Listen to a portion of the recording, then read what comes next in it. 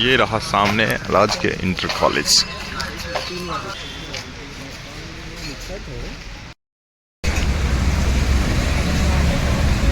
क्या घटिया जाए बहुत। इस एफर्ट को मैं जारी रखूँगा, कोशिश करूँगा कि नेक्स्ट टाइम जब एग्ज़ाम दूँ तो कॉन्फिडेंस के साथ और एक अच्छे प्रॉपर तरीके से करा जाए। क्योंकि एक बात ये है कि इस एग्ज़ाम में तुम सिलेबस को देखो, प्रीवियस ईयर क्वेश्चन पेपर को देखना बहुत ही इंपॉर्टेंट होता है और उसके पैटर्न को समझने की कोशिश करना बहुत ही इंपॉर्टेंट होता है।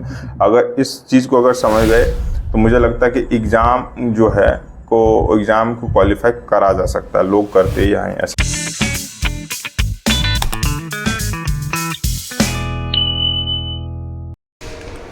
हाय, welcome back to my channel.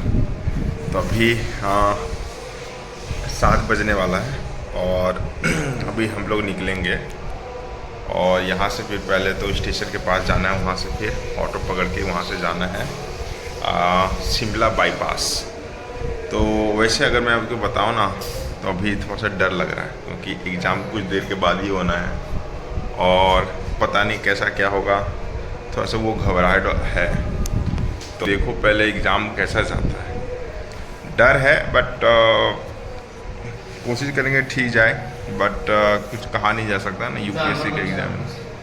ये एक्चुअली ना सुबह 5 बजे के आसपास इधर खूब बारिश हुई है, मतलब अभी भी बारिश हो रही है। शो चेकआउट कर रहा हूँ अभी। भैया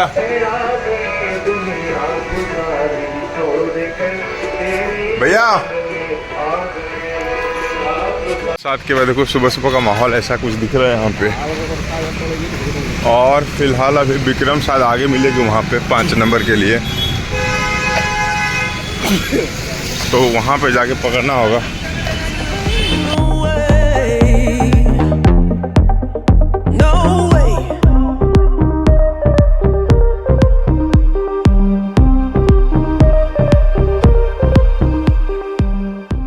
ये एक्चुअली बाईपास है, यहाँ पे ऑटो वालों ने हम लोगों को उतार दिया। शायद वहाँ से वहाँ ऑटो उधर चलो, वहाँ पे देखो, वहाँ पे शायद वो ऑटो चाहेगी जो कुछ। बैठ जाओ यहाँ पे तुम। क्या एक चीज़ है कि यहाँ का जो नॉमेनक्लेचर डिफरेंट लोकेशन का ना, वो बहुत ही डिफरेंट मस्त नेम है यहाँ पे। एक जगह लिखा हुआ था चमन बिहार और एक जगह लिखा हुआ था दही वाला जान ना स्टेशन पीछे था। और एक जगह सबसे नाम खतरनाक मेहू वाला, एक जगह का नाम पलटन बाजार।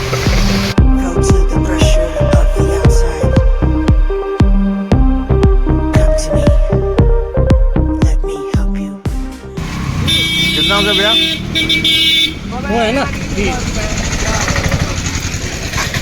तो फाइनली मेहू वाला के आसपास उतर गया हूँ। अब शायद अंदर में है, कॉलेज किधर है? तो ये सामने कॉलेज रहा। यहाँ पे कुछ लोग ऑलरेडी आ चुके हैं, स्टूडेंट्स जो हैं। बाकी यहाँ पे हमारे पास तो छाता है नहीं, प्रॉब्लम है। कॉलेज तो बहुत छोटा दिख रहा है, अंदर में पता नहीं। आओ भाई। ये रहा सामने राज के इंटर कॉलेज। अभी सभी लोगों का एंट्री हो रहा है इधर से। इधर बहुत छोटा सा स्कूल है सामने, ये देखो।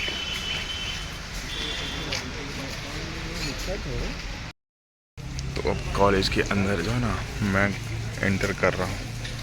थोड़ा सा डर लग रहा है यार, डर लग रहा है, पता नहीं क्या होगा। मोबाइल तो साथ ही अंदर जाएगा, बट देखो क्या होता है। वैसे एक चीज़ है यहाँ पे कि ज़्यादा बच्चे दिख नहीं रहे यहाँ पे। पीछे जितने लोग देख रहे हो बस उतने ही हैं, और कुछ थोड़े बहुत बच्चे आएंगे यहाँ पे। एक लौता एक खाने पीने का कुछ दुकान दिख रहा है वहाँ पे सामने पे, वहाँ पे। बाकी इधर कहीं कुछ दिख ही नहीं रहा पूरा। ये कुछ एक तो ये मस्जिद है, पीछे कुछ नहीं है। चलो वहाँ पे कुछ ले लेते हैं खाने पीने का। एंट्री ले रहा हूँ, कुछ खा लिया था, बिस्किट खा लिया, उसके बाद सोच रहा हूँ अब एंटर कर ही जाऊँ।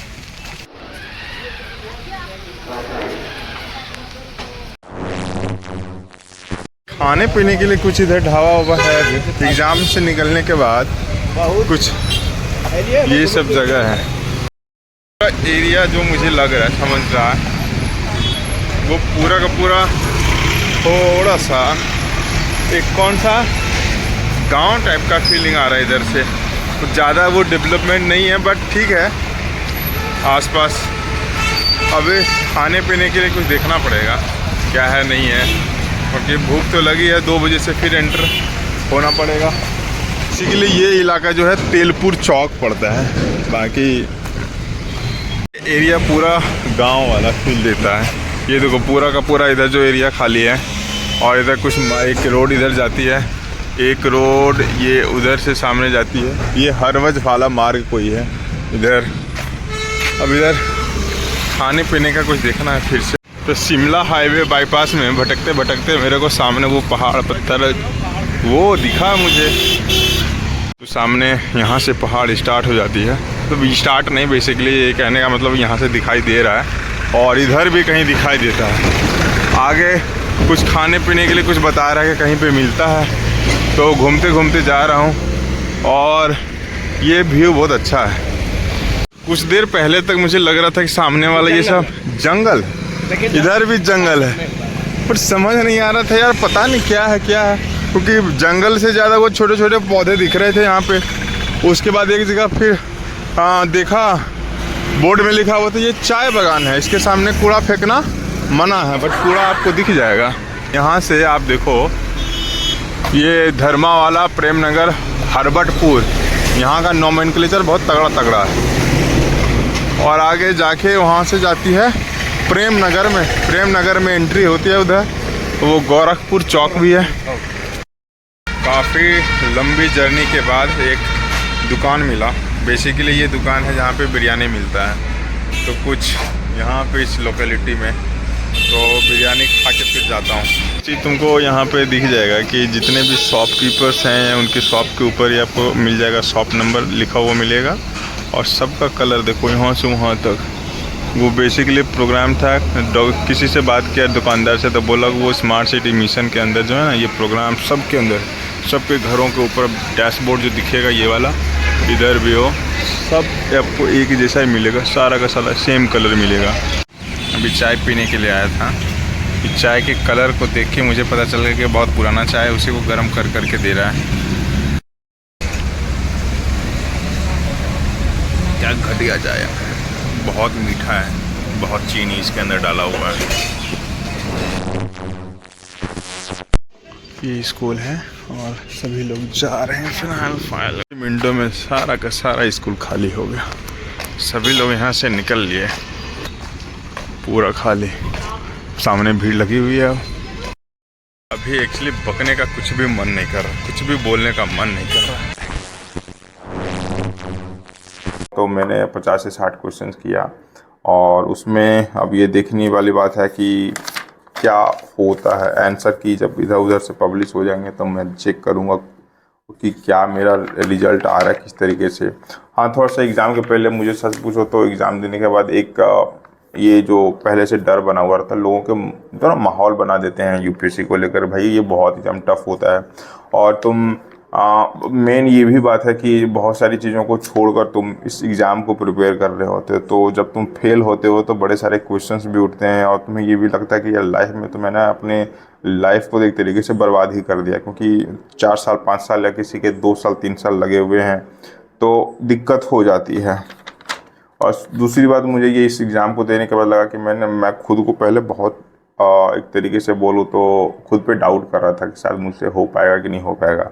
तो एग्ज़ाम देने के बाद मुझे लगा कि नहीं यार, इस एग्ज़ाम को करा जा सकता है।